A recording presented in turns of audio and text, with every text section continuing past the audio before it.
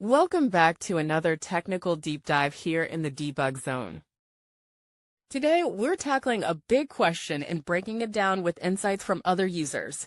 Hopefully this clears up some misconceptions and helps you get the answer you need.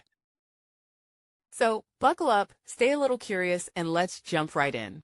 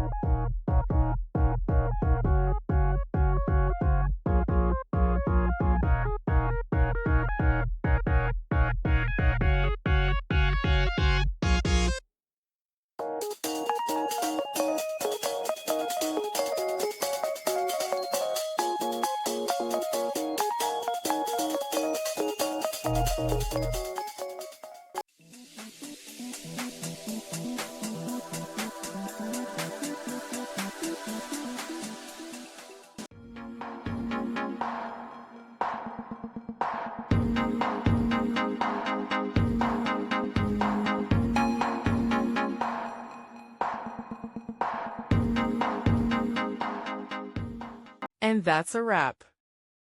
I hope you found the answer you were looking for. If you did, take a second to hit that subscribe button. It really helps out. And let me know in the comments which solution worked best for you. See you next time in the debug zone.